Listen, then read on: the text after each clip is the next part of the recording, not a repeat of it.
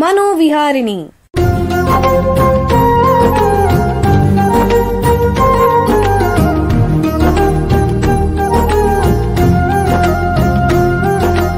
ಬೆಂಗಳೂರಿನ ನಿಮ್ಹಾನ್ಸ್ ವತಿಯಿಂದ ಮಾನಸಿಕ ಆರೋಗ್ಯ ಮತ್ತು ನರವಿಜ್ಞಾನ ಕುರಿತ ಪ್ರಾಯೋಜಿತ ಶಿಕ್ಷಣ ಮಾಲಿಕೆ. ಸಹಯೋಗ ಕರ್ನಾಟಕ ವಿಜ್ಞಾನ ಮತ್ತು ತಂತ್ರಜ್ಞಾನ ಅಕಾಡೆಮಿ, ವಿಜ್ಞಾನ ಮತ್ತು ತಂತ್ರಜ್ಞಾನ ಇಲಾಖೆ, ಕರ್ನಾಟಕ ಸರ್ಕಾರ. ಕೇಳಿ ಮಾನಸಿಕ ಆರೋಗ್ಯ ಮತ್ತು ನರವಿಜ್ಞಾನ ಕುರಿತ ಮಾಲಿಕೆ ಮನೋವಿಹಾರಿಣಿ.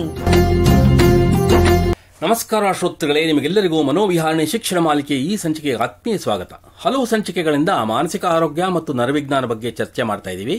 ಅದನ್ನು ಮುಂದುವರಿಸ್ತಾ ಮಾನಸಿಕ ಮತ್ತು ಮೆದುಳಿನ ಇತರ ಸಮಸ್ಯೆಗಳ ಚಿಕಿತ್ಸೆಯಲ್ಲಿ ಯೋಗದ ಪಾತ್ರವಿದೆಯೇ ಅನ್ನೋದ್ರ ಬಗ್ಗೆ ಇವತ್ತು ತಿಳ್ಕೊಳ್ಳೋಣ. ನಿಮಗೆಲ್ಲ ತಿಳಿದಿರೋ ಹಾಗೆ ಯೋಗ ಅನ್ನೋದು ಈಗ ವಿಶ್ವವ್ಯಾಪಿಯಾಗಿರೋ ಪದ.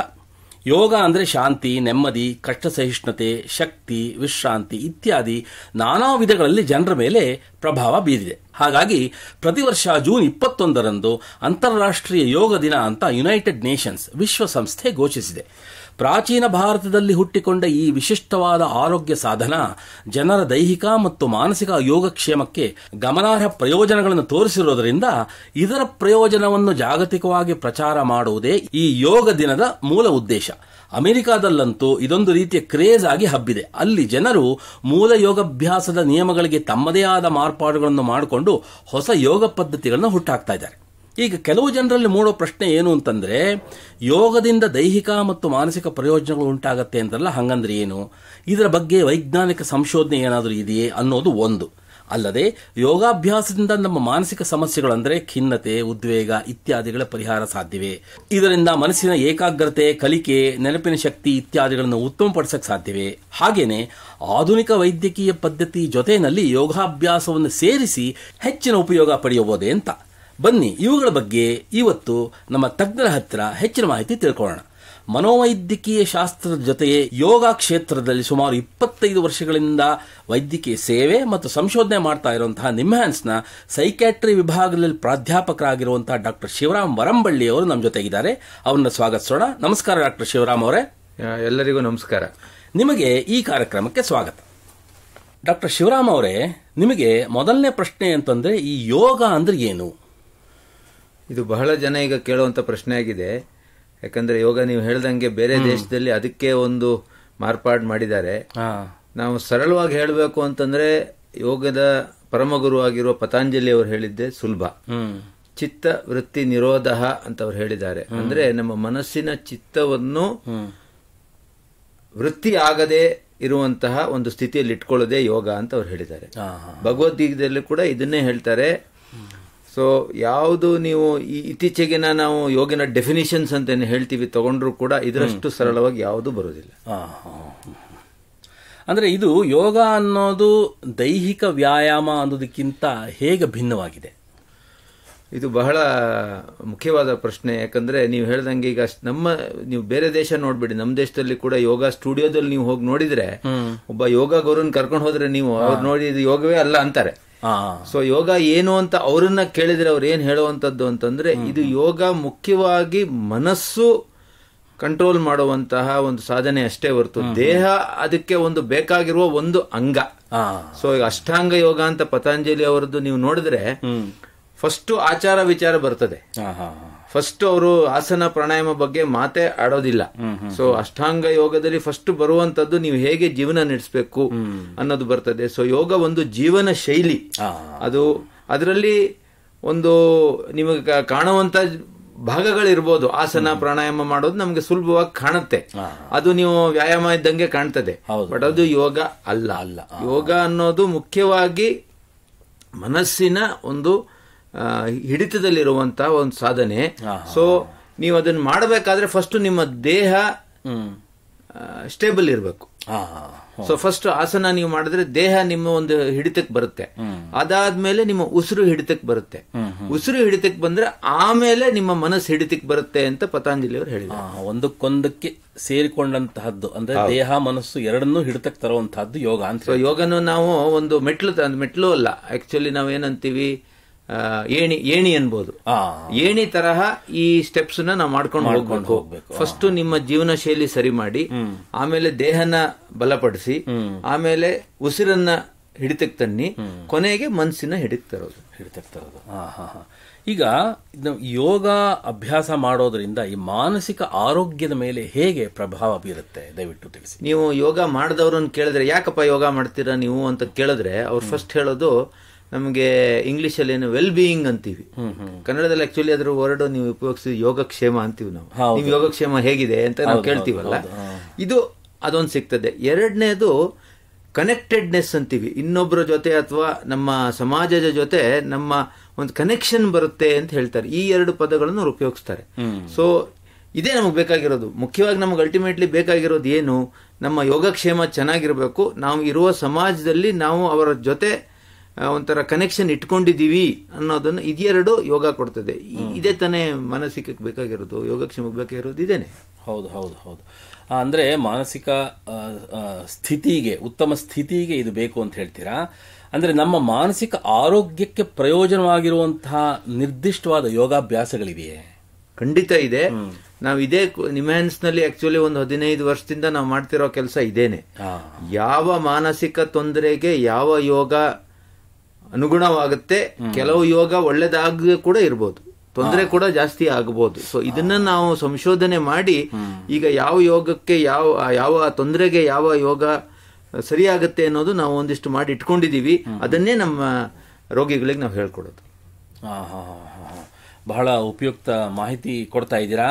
ಈಗ ಒಂದು ಸಣ್ಣ ವಿರಾಮ ತಗೊಳ್ಳೋಣ. ನಂತರ ಮಾನಸಿಕ ಆರೋಗ್ಯ ಮತ್ತು ನರವಿಜ್ಞಾನದಲ್ಲಿ ಯೋಗದ ಪಾತ್ರದ ಬಗ್ಗೆ ಹೆಚ್ಚಿನ ಚರ್ಚೆಯನ್ನು ಮುಂದುವರಿಸೋಣ.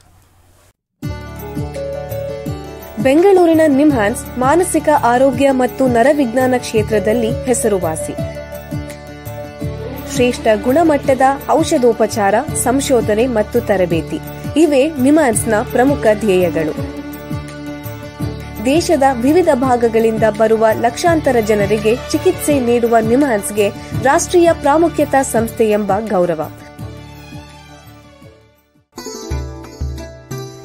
ಚಿಕಿತ್ಸೆ ಮತ್ತು ವೈದ್ಯಕೀಯ ಸೇವೆಗಳ ಜೊತೆಯಲ್ಲಿ ನರರೋಗ ಮತ್ತು ಮನೋವೈದ್ಯಕೀಯ ಪುನರ್ವಸತಿ ಸೇವೆಗಳು, ಸಮುದಾಯ ಮಟ್ಟದ ಆರೋಗ್ಯ ಕಾರ್ಯಕ್ರಮಗಳನ್ನು ನಡೆಸುವುದು ಹಾಗೂ ಜನಜಾಗೃತಿ ಮೂಡಿಸುವ ಕೆಲಸಗಳಲ್ಲಿ ಸಕ್ರಿಯವಾಗಿದೆ ನಿಮ್ಹಾನ್ಸ್.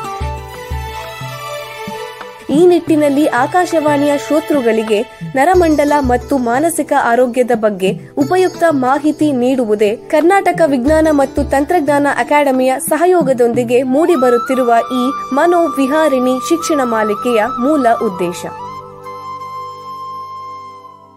ವಿರಾಮದ ನಂತರ ಮನೋವಿಹಾರಣಿಯ ಈ ಸಂಚಿಕೆಗೆ ನಿಮಗೆಲ್ಲರಿಗೂ ಮತ್ತೊಮ್ಮೆ ಸ್ವಾಗತ. ವಿರಾಮಕ್ಕೆ ಮುಂಚೆ ಮಾನಸಿಕ ಆರೋಗ್ಯ ಮತ್ತು ನರವಿಜ್ಞಾನದಲ್ಲಿ ಯೋಗದ ಪಾತ್ರದ ಬಗ್ಗೆ ನಿಮ್ಹಾನ್ಸ್ನ ತಜ್ಞರಾದ ಡಾಕ್ಟರ್ ಶಿವರಾಮ್ ಅವರ ಹತ್ರ ಮಾತಾಡ್ತಾ ಇದ್ವಿ. ಈಗ ಈ ಚರ್ಚೆನ ಮುಂದುವರಿಸೋಣ. ಡಾಕ್ಟ್ರೇ, ನಮ್ಮ ಮೆದುಳು, ನರವಾಹಕಗಳು ಅಂದರೆ ನ್ಯೂರೋ ಟ್ರಾನ್ಸ್ಮಿಟರ್ಸ್ ಮತ್ತು ಮೆದುಳಿನ ಚಟುವಟಿಕೆಯ ಮೇಲೆ ಈ ಯೋಗದ ಪರಿಣಾಮಗಳೇನು ದಯವಿಟ್ಟು ತಿಳಿಸಿ. ಈಗ ವಿಶ್ವಾದ್ಯಂತ ಯೋಗದ ಮೇಲೆ ಆಗಿರೋ ಸಂಶೋಧನೆಯಲ್ಲಿ ಅರ್ಧ ಭಾಗ ಇದೇ ಆಗಿದೆ. ಯಾಕಂದ್ರೆ ನಮ್ಗೀಗ ಅರ್ಥ ಆಗಿರೋದು ಏನು ಅಂತಂತಂದ್ರೆ, ನಮ್ಮ ಮೆದುಳಿನ ಮೇಲೆ ಯೋಗವಾಗ್ಲಿ ಬೇರೆ ನಾವು ಏನೇ ಮಾಡ್ತೀವಿ ಸಾಕಷ್ಟು ಇಂಪ್ಯಾಕ್ಟ್ ಆಗುತ್ತೆ. ಅದು ನಾವು ಮುಂಚೆ ನಮಗದನ್ನ ಅಥವಾ ಸ್ಟಡಿ ಮಾಡುವಂತ ಈ ಟೆಕ್ನಾಲಜಿ ಇರಲಿಲ್ಲ. ಈಗ ಅದು ಸಾಕಷ್ಟು ಟೆಕ್ನಾಲಜಿಗಳು ಬಂದಿರೋದ್ರಿಂದ ನಮ್ಗೆ ಇದೆಲ್ಲ ಅರ್ಥ ಆಗ್ತಾ ಇದೆ. ಸರಳವಾಗಿ ಹೇಳೋದು ಅಂತಂದ್ರೆ, ಈಗ ನಿಮಗೆ ಮಾನಸಿಕ ಆರೋಗ್ಯ ಸರಿ ಇಲ್ಲ, ಕಾಯಿಲೆ ಬಂದಿದೆ ಅಂದಾಗ ನಮ್ಮ ಮೆದುಳಿನ ಸಮತೋಲನ ಹಾಳಾಗಿರುತ್ತೆ.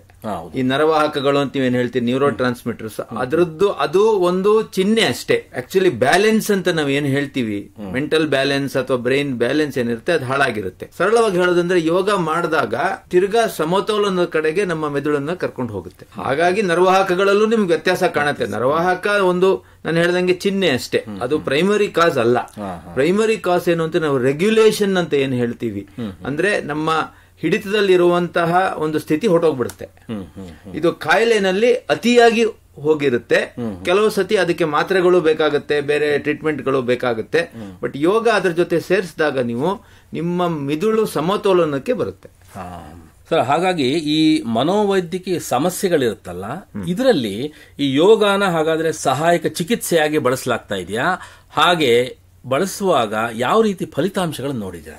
ಇದು ನಾವಿವತ್ತು ಮಾತಾಡೋದ್ರಲ್ಲಿ ಇದೇ ಮುಖ್ಯವಾದ್ದು ಅಂತ ನನಗನ್ಸುತ್ತೆ. ಯಾಕಂದ್ರೆ ನಿಮ್ಹಾನ್ಸ್ ನಲ್ಲಿ ಮತ್ತೆ ಬೇರೆ ಕಡೆ ಕೂಡ ಆಗಿರುವಂತಹ ಸಂಶೋಧನೆಗಳು ಈಗ ಸಾಕಷ್ಟು ನಮ್ಗೆ ಇದ್ರ ಬಗ್ಗೆ ತಿಳಿಸ್ಕೊಟ್ಟಿವೆ. ನಾವು ಉದಾಹರಣೆಗೆ ತಗೊಳ್ಳೋಣ, 2 ಕಾಯಿಲೆಗಳನ್ನು ತಗೊಳ್ಳೋಣ. ಒಂದು ಖಿನ್ನತೆ, ಡಿಪ್ರೆಷನ್ ಕಾಮನ್. ಇನ್ನೊಂದು ಸಿವಿಯರ್ ಮೆಂಟಲ್ ಇಲ್ನೆಸ್, ಸ್ಕಿಜೋಫ್ರೀನಿಯಾ, ಚಿತ್ತವಿಕಲತೆ ಅಂತ ನಾವು ಹೇಳ್ತೀವಿ. ಈ 2 ಮಾನಸಿಕ ರೋಗ ಮೇಲೆ ನಾವು ಸಾಕಷ್ಟು ಸಂಶೋಧನೆ ಮಾಡಿದೀವಿ. ಖಿನ್ನತೆಯಲ್ಲಿ ಈ ನರವಾಹಕಗಳು ಅಂತ ಏನ್ ನೀವು ಹೇಳ್ತೀರಿ, ಗಾಬಾ ಅಂತ ನಾವು ಒಂದು ಹೇಳ್ತೀವಿ, ಗಾಬಾ ಅಮೈನೋ ಬ್ಯೂಟ್ರಿಕ್ ಆಸಿಡ್ ಅಂತ, ಅದರ ಬ್ರೈನ್ ನಲ್ಲಿರುವ ಲೆವೆಲ್ ಕಮ್ಮಿ ಆಗಿರುತ್ತೆ. ಈಗ ನಾವು ಮಾತ್ರೆಗಳು ಕೊಟ್ಟರು ಆಕ್ಚುಲಿ ಸರಿ ಹೋಗೋದು ಅದೇನೆ. ನೀವು ಯೋಗ ಮಾಡಿದಾಗ ಏನಾಗುತ್ತೆ ಅಂತಂದ್ರೆ ನಿಮ್ಮ ಹಿಡಿತದಲ್ಲಿ ಇರುತ್ತೆ. ಈಗ ಸಾಕಷ್ಟು ಜನ ಪೇಷಂಟ್ಸ್ ನಮ್ಗೆ ಕೇಳ್ತಾರೆ, ಎಷ್ಟು ದಿನ ಮಾತ್ರೆ ತಗೊಳ್ಬೇಕು ಸರ್, ಇದು ಯಾವಾಗ ನಿಲ್ಸದ್ ಸರ್, ಇದು ಏನ್ ಕತೆ ಅಂತ ಕೇಳ್ತಾರೆ. ಅವಾಗ ನಾನು ಕೇಳೋದು ಒಂದೇ ಪ್ರಶ್ನೆ ಅವ್ರಿಗೆ, ನೀವು ಮಾತ್ರೆ ತಗೊಂಡು ಸ್ವಲ್ಪ ಚೆನ್ನಾಗಿದ್ದೀರಾ, ನಿಮ್ಮ ಜೀವನ ಶೈಲಿ ಏನ್ ಬದಲಾವಣೆ ಮಾಡಿದಿರಿ? ಮಾತ್ರೆ ನಿಲ್ಲಿಸಿದಾಗ ನಿಮಗೆ ಮತ್ತೆ ಖಿನ್ನತೆ ಬರೋದಿಲ್ಲ ಅಂತ ಗ್ಯಾರಂಟಿ ಏನು ಅಂತ ನಾನು ಕೇಳ್ತೀನಿ.